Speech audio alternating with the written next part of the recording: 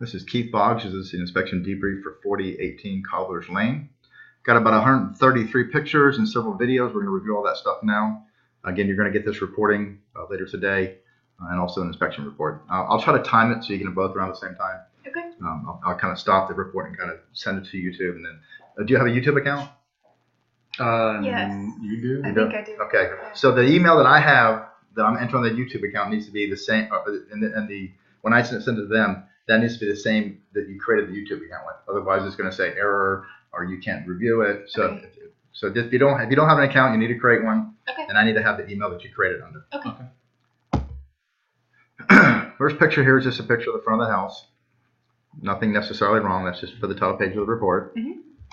This is the approximate direction the house is facing, so basically east. Mm-hmm. This is the temperature when I got here. It hasn't gotten much warmer than that. So Okay. we were able to test the heat, but we can't test the air conditioning if it's below 60 degrees, because that can damage the air conditioning. So I do look at several things, but we just can't run it. I did turn it on for a little bit for my purposes, but I can't run it for extended period. You can't tell if it's cool at all. I can't run it for any length of time because the Freon may not convert properly into the compressor, and the compressor is built to compress Freon, and it's going to go in more in a liquid state, and that could damage the compressor. And they're about $2,500, $3,000. So there are things that an HVAC guy can do that we don't do. Okay. This is a little short video here. We're going to be looking at this little triangle here. It's called a low flow indicator. So one of the very first things I do is look for supply leaks. And so if everything in the house is off, that little, you'll see it in a minute, that little triangle there will sit completely still. Or sometimes it'll vacillate like this. That's fine. But if everything is off and it's spinning even very slowly, then that means something's running or there's a supply leak. So I look at it for a couple minutes and then I hit a little 30-second video. We're going to play that so you have it for this recording. And we're looking right there. You probably hear my radio going. You can see it's just sitting still. It's very sensitive. I mean, if you put the water on, just drip, drip, drip, drip, you'll see it slowly moving. So this is something you can do on your own. If you think you have a leak before you call a plumber, you go around to the meter and just sit there and stare at that thing for a couple minutes. Okay. I'm just going to let it finish so you have it, the whole recording. It's almost done. There we go. This is the location of the water meter. That's also where your shutoff is. Okay. So if you have a plumbing emergency, this is where you're going to go. There's a second shutoff buried somewhere in the front bed. They're always buried, especially in this time frame. You can ask the buyer. I doubt they know where it's at. That's another one, but this is likely where you're going to locate it. It says for plumbing emergency. Near the overflow? Well, it should be in line with this. Gotcha. Right around there. But it could be over here, it could be over here, it could be in the side yard. Many years ago, there was really, even today, they don't really put them. They'll put them in the front, but they don't really put them where they should. But back in the day, they put them wherever. This is the pitch of the roof. The roof is a 12-on-1 pitch. The roof is beyond my ability to walk on it. So I had to view it from the ground with binoculars and from the top of my ladder. Once you get around 10 on 12, 11 on 12, you need ladder crews and special equipment. So the roof looks fine though. No hail damage. When I can see, it looks like it's fairly new. They probably disclosed it. I think they said in the last year. Yeah, it looks very new. This is a piece of flashing along the wall here, and it should be counter flash. In other words, there should be another piece of flashing over top of this, like that. Okay. So right now, you could get wind-driven rains blowing into there and get water blown into the roof structure there. I didn't see anything on the inside, but that's just not counter flashed properly. Okay. Is that responsibility of the roofer? Yeah, the roofer should have caught that. Okay. This is just a big hole here. Yeah, this is one of these things. This won't be in the report. This is just so you know about it, so you can fill it with sealant. Yep. Both those things are right here. I saw a few of those. Yeah, there's a couple other. Must have had a security. I think there used to be cameras. Yeah. Maybe, probably. Over. Yeah, probably. So there's a lot of vegetation touching the structure, a lot of vegetation near the structure. If you're doing a FHA loan or a VA loan, or even some small banks may require you to remediate all the conditions they won't fund the loan. High soil, vegetation touching the structure, that kind of stuff. So that's going to have to come down, and they're going to want the report to come back clear. So you can have me come back and pay me, or you can just have all this stuff remediated, have somebody take a bunch of good pictures, send them to me. I'll look at the pictures, I'll go back to the report, and I'll just update the report and resend it. Okay. So that's Or have me according come. to certain types of loans. FHA or VA, and then some small. I've heard of some smaller banks. So if we don't have one of those, we don't have to take it. Conventional or cash, you don't. Doesn't matter. Okay. This is the front patio outlet. It's what's called reverse polarity or hot neutral reversed. So the hot wire is where the neutral wire is. Neutral wire is where the hot wire is. So it's a shock hazard. So this outlet right here needs to be repaired. Okay. Probably whoever did this stonework here, which is not original, probably. Is that something you just pop out a new one, or you have to pull the stone out? No, that one you just pull it out. Yeah, Okay. that's easy. That's something. If you're not worried about scared of electricity, that's something you can do yourself. Okay. Literally, the wire, the ground's on the bottom. Yep. Then the other neutral and the hot. So you just. They're just mixed up. Yeah. This is some high soil at the front. So you got a couple locations. You see this one going into the weed pole there. That's not from termites. That's from ants. Okay. That's right up there. Hopefully not carpenter. No, I didn't see any signs of carpenter ants. They leave something called frass, and I didn't see any of that. Okay. This is also some high soil. This is on the other side of the house. And that's this one.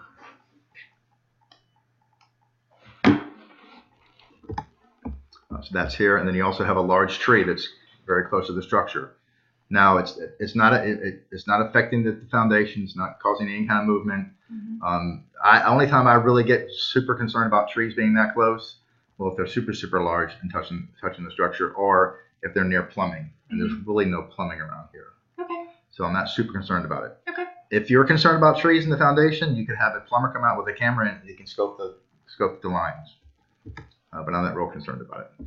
This is the water pressure of the house. The range is 40 to 80, and you're just a little bit below 60. So that should be fine for this size house. This is some more vegetation. And this is one of your condensers over here on the south side. Mm-hmm. And that's the manufacturer label. We're going to come back to this in a minute. You'll notice the max breaker here is 35. That's just the gap, and that's just for me, the report. These pictures are just, I'll be making a statement in the report that the garage is full of stuff and I can't see behind that stuff. Just consult with the seller. And was there anything that the inspector couldn't see? Okay. So that's what those pictures are. We're going to be coming back to the air conditioning in a minute. This is the other unit. The filter dryer is rusting. But again, look at the 25 amp, and I'll show you why we're talking about it here in just a second. That's the loose conduit that needs to be attached. This is so I return everything back to the way I found it. I don't get a nasty phone call saying you didn't put my thermostat back. I take a lot of pictures of that kind of stuff, so I return things back to my phone. So this is really just for me. Same thing here. Okay, you see, remember I talked about that 35 amp breaker on this one? They have a 50 amp breaker there. So per the manufacturer, that's the wrong breaker. So that's a shock hazard, could damage the equipment, fire hazard, and could also void. If you had a home warranty, they could come out here and say, we're not going to cover it because you have the wrong breaker there. So that's wrong on this condenser. And the other one was a 25. They have a 30. That's just showing you the location. So that fixed at the breaker. Yep. New electrician will have to do that. We'll have to replace the breaker with a 35 amp breaker. This is again just for me.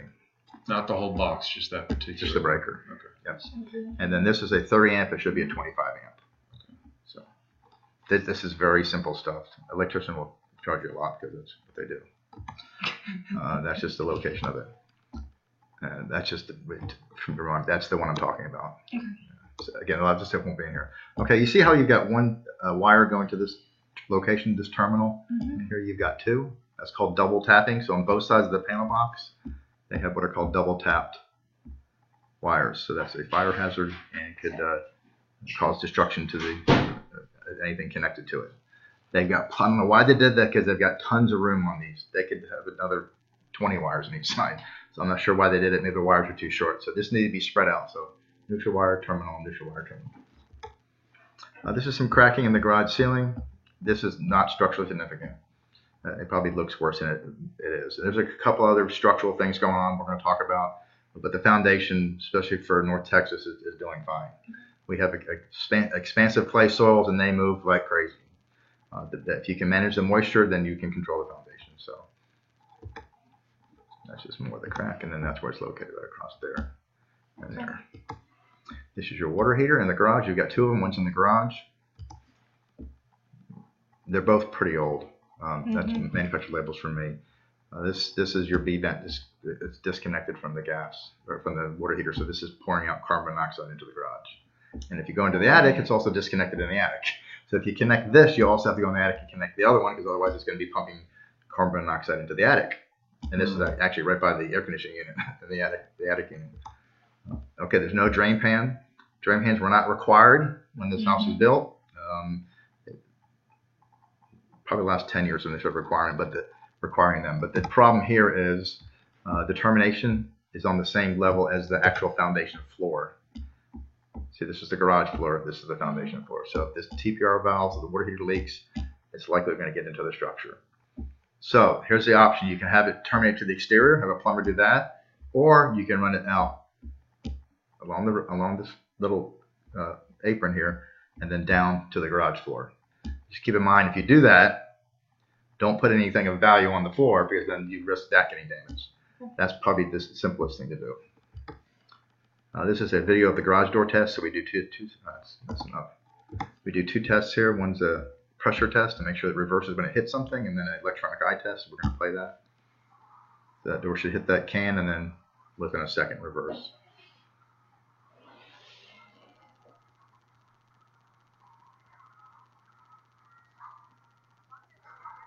And there it goes. And then you'll see it go down again, and I'll put my foot in front of the electronic eye to make sure that works.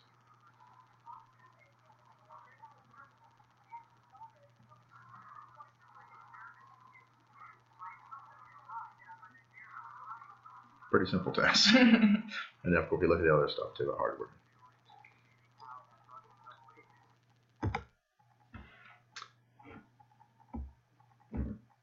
More vegetation. This is a hole. Needs to be filled. Right up there. Yep. This is at the skylight in the back patio area. This is probably, since the roof is new, I'm guessing this is from a past roof leak. It looks fine in the attic. This is really just cosmetic. So that's good. Yeah. You can see it. They just didn't repair it yet. This is the GFCI. I know they're doing a pool inspection, but since it's a safety item, I still have to inspect the outdoor receptacles. The GFCI is broken. It doesn't work. So it's not tripping. So that needs to be replaced. They should tell you about that. This one right here. Doorbell does not work. That's just where it's at. Okay, a couple of defects in the glass on the front door. One there. So here and here. This door, if you open it, it does shut on its own. So that's showing a little bit of structural movement. Now that condition may come and go based on the time of the year, the moisture outside. Sometimes it may swing open, sometimes it may swing shut, sometimes it may just be perfect. Yeah. This is your other water heater. It's 2008, so it's about 10 years old. It does have a pan. The only problem is it doesn't go anywhere. That pan is not going to hold 50 gallons. So they satisfied the pan, but they don't satisfy the fact that it's not going to help any. It'd really be expensive to plumb this to the exterior. So what you can do is put a float switch in here, or a valve shut-off switch. So the water heater starts to leak, it'll go up to the valve and turn the valve off. This is in the master bathroom. I'll point to that to remind me to tell you that there's not one of those over here. So there should be an outlet within 6 feet. Your sink. Yeah, within 6 feet of the sink. There's supposed to be one within 6 feet? Within 3 feet, I'm sorry, within 3 feet of the sink. And the other one's not within 3 feet of that sink. Oh. When that house was built, they weren't requiring that. This is showing a little structural movement, this is in the bathroom there. Some tiles that need some caulking. There'll just be a general statement. So my wife keeps calling. So just caulking and stuff inside this bathroom here. Okay. The shower head is a little loose in the wall, so I'd recommend not hanging anything heavy from that, like a shower caddy with your diffuser and your conditioner and your shampoo and all that. It also leaks. This is really just for your edification there. So that right there. This is a GFCI in the master bathroom, and it's loose in the wall. That needs to be repaired. It does work though. This is the master shower, and when you run the shower, it leaks there. You can see there's mold along there. It's been probably happening for a while. And that's just the location. Yeah, I think that door didn't close. It doesn't close. Yeah, that's what I'm saying. The door doesn't close. Yeah. Yeah. This is the outlet for the jacuzzi tub, and there's no power to it, and so therefore the tub does not work. It's also not mounted in there, so it should be mounted against a 2x4 or something. So that could also just be a new outlet, or is it, That could be the wiring? It could be a wiring issue. Yeah. They covered the polyurethane foam around the tub. You can't really see too much of the plumbing in there. It's all covered up. This is just a couple of heat readings inside the house. So this is on the north side of the house. That's the unit servicing the master area. This temperature is good, 108. The other side, which is the bigger unit, is heating hotter because it's just a bigger unit. So these you can just more readings. It was heating fine. This is in the master, and you see the fire shooting out from underneath here. So there's some kind of gas plumbing broken underneath that fireplace in the master. It was actually put on a high. It leaps out. You can see it burning right here. It's leaping out from underneath the pan there. So it could be something loose too, but I think it's broken plumbing. That's just, you can see it there. We're all good.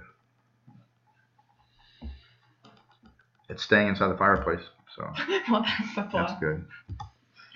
This is the other fireplace, and it worked fine. No problems there. This is the heating on the other side of the house right now, 128. That's just because it's a bigger unit. This is your microwave oven. This is me showing you that the door, if you open the door, if you don't use yourself to lift it down, it just falls down. It's got no spring action to it. And then this is me heating a bottle of water. This is your oven, set to 350, and it heated to 300, so it's not heating quite right. The range is 325 to 375. Probably just an adjustment. This is your dishwasher, KitchenAid dishwasher. They're all KitchenAid, I believe. This is me showing that it heats. It does, and it did heat above 120, 132. So it should be between 120 and 150, no higher than 150. This is your cooktop. This is me showing that all 4 of the burners do work. This is a picture to remind me to tell you where my sticker is for the termite report. So I did a termite report. This is my sticker. It's located right here. If you have any termites that show up within 12 months of when you close, you can't see it in this picture, but you call the phone number here in Dallas. They'll come out and treat it for free. This is just to remind you I did fill up the sinks and test the disposal, and it did work. This is a register, return register in the kitchen, and it looks like it's got a little bit of organic growth on there. Now, I'm not a mold inspector, so I can't say for sure what it is.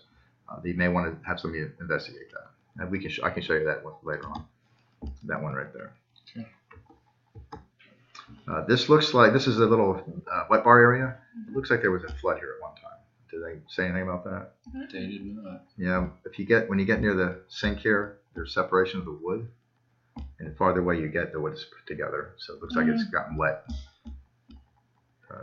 at some point. So it'll just be in the report. Just ask them. Inspector said there may have been a flood there. Was there? And that's just where it's located. You see how the wood is nice and tight here? That's a little separated there. This is in the attic, so just like in the garage, there's a bunch of stuff in there I can't see. There's areas I can't see, so just want to ask the homeowners. There's stuff up there that the inspector couldn't see. This is the other part of that V vent coming off the water heater, so that needs to be connected to that. This is your air handler furnace. This is the filter. It is clean. They recently changed them. And this is the inside of the burner compartment. This is what we want the fire to look like. Nice blue flames, no orange or yellow or white. Nice clear blue flames. It had good combustion. It was operating good. And that's just saying it's a carrier. Oh, this is the other one actually. Filter, same thing, is clean, and that's inside showing that the burners were burning good. This is a major repair, looks like, to the fireplace stack on this side of the house on the north side. We want to find out what happened there. It's a pretty, as you can tell, pretty significant repair. This is for me to see how many zones there were on the sprinkler system. There were a couple issues here. This is leaking plumbing at zone. It's also leaking there, and that's in zone 3. Zone 6 did not work at all. It may be they've got a pool there now, and maybe that that zone 6 is where the pool was, Mm. or where the pool is now. This is the door. Yep, this is the where the pool table is, the patio door. Mhm. I got it, and once I got it unlocked, I couldn't get it back locked into place. And I don't know if you can tell in the picture.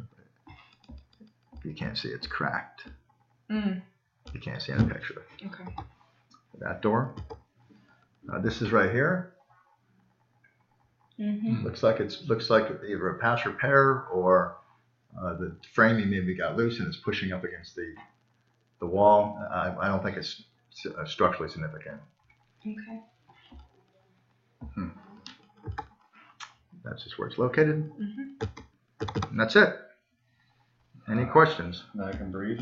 You can bring them out. That's a lot. Actually, it's not that bad. It's really? It's not? It just seems like some electrical. So the biggest thing you think I'm